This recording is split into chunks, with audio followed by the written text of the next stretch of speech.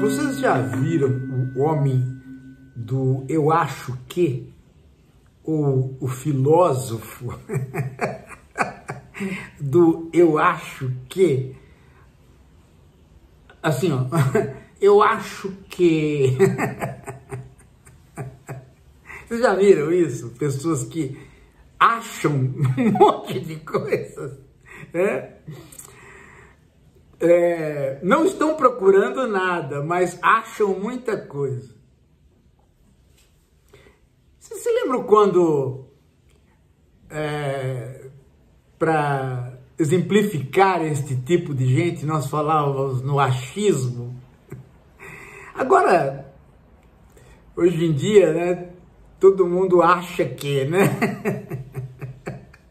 Mas estes filósofos, ou teóricos, ou sabe-se lá o que do acho que, proliferaram. E, inclusive, eles não escondem este cacuete da fala, eu acho que.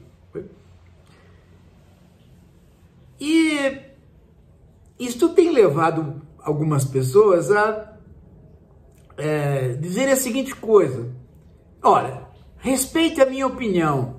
Eu tenho a minha opinião, você tem a sua, respeite a minha opinião. Eu tenho o meu espaço, faça o seu. É uma forma de lacração, ou seja, não me critique, não ponha dedo na minha ferida, siga o seu caminho falando as suas coisas, mas não me critique. Vocês já imaginaram a filosofia sem a crítica de um filósofo sobre o senso comum?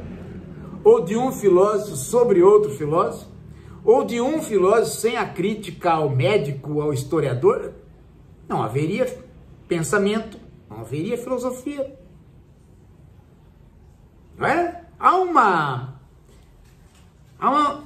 uma confusão entre o que é uma pessoa que faz filosofia e, portanto, tem que fazer uma crítica, porque tem ao lado dela uma utopia, e a utopia depende de uma crítica, ou a própria utopia é uma crítica, e aqueles que ficam no acho que. Você fica 1 hora escutando a pessoa não disse nada, a não ser o senso comum, qualquer um diria aquilo.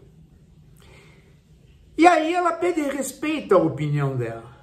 E esse respeito à opinião dela vai se esgarçando na sociedade liberal, a ponto de você poder chegar e dizer, como alguns dizem atualmente, o governo não pode regrar as redes sociais. O STF não pode contribuir para regrar as redes sociais ou a internet. E a impressão que se tem é que a internet não é regrada, que o governo vai regrar, que o Estado vai intervir, que só o governo da China é que tira o celular da criança porque lá há um comunismo. Meu Deus do céu, do que estamos falando?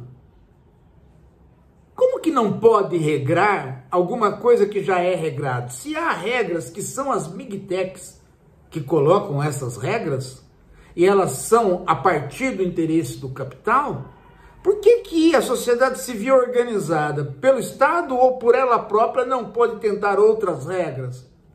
Outras regras em relação aos algoritmos e outras regras em relação ao tempo de uso? Por que não?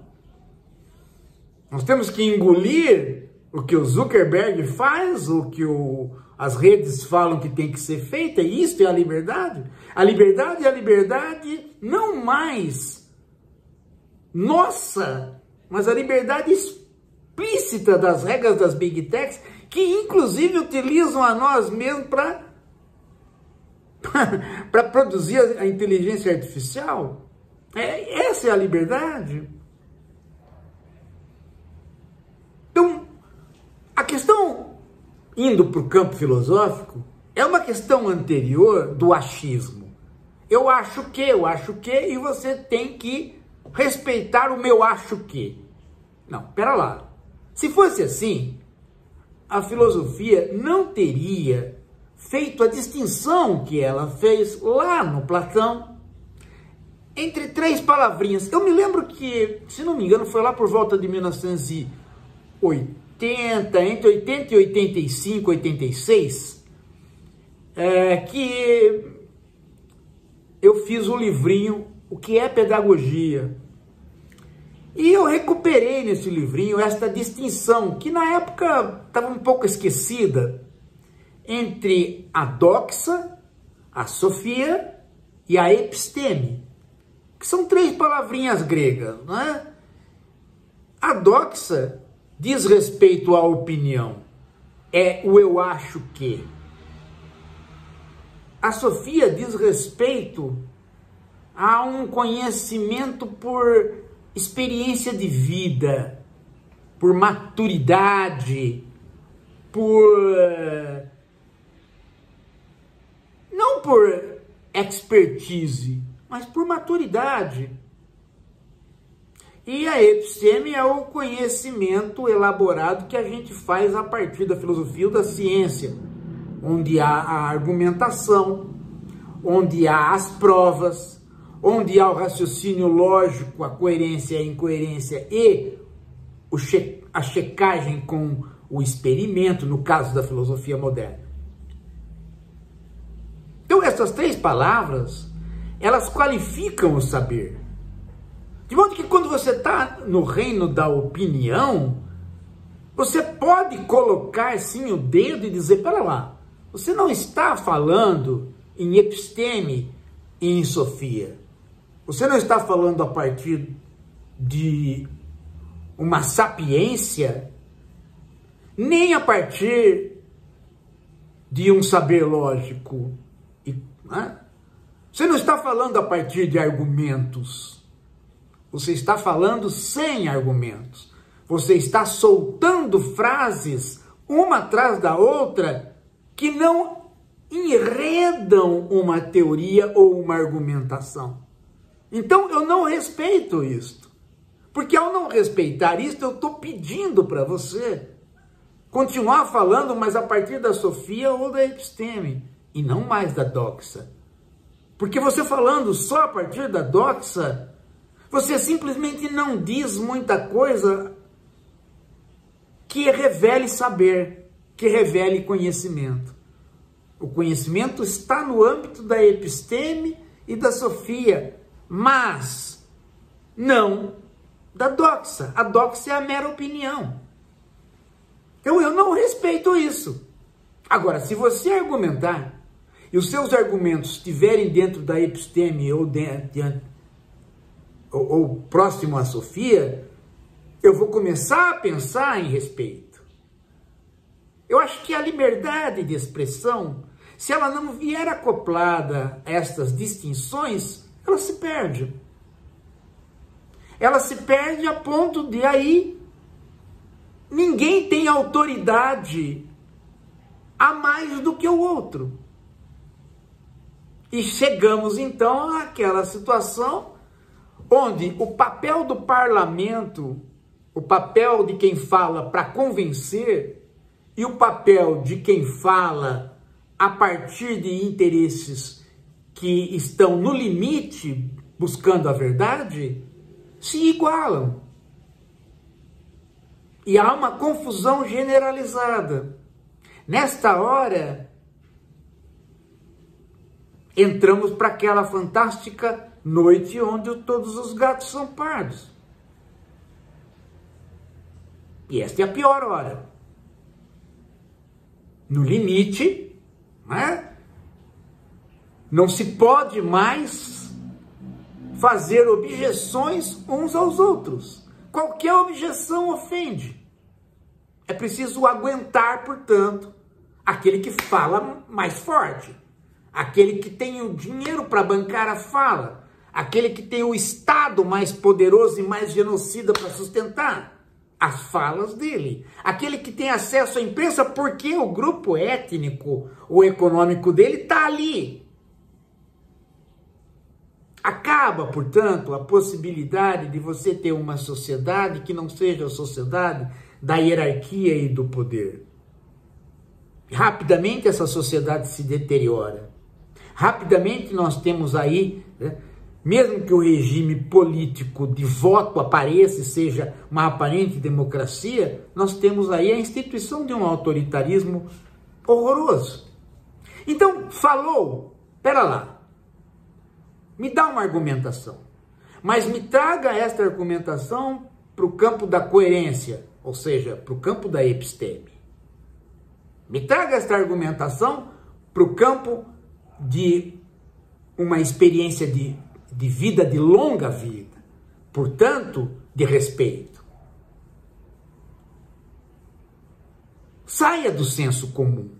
Saia dessa história de, eu acho que, eu não falo isso, falo aquilo, porque eu gosto disso, não tenho nada contra, mas acho que isso e acho que aquilo.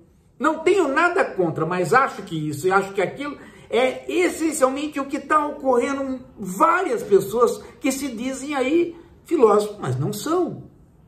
Não são. Não são, inclusive, porque, né, na base delas está o poder. Na base delas não está a busca da verdade, mas está o poder. Grupos étnicos que sustentam, às vezes num lugar, mas às vezes num país diferente. Como uma forma de imperialismo mesmo. E você está cheio de ideólogos que fazem isso. O sujeito está aqui nesse país, ele está defendendo interesses de outro local, e você vai ver, são os interesses do capital. Pode reparar. Pode reparar como isso praguejou na internet. E como isso domina a cena.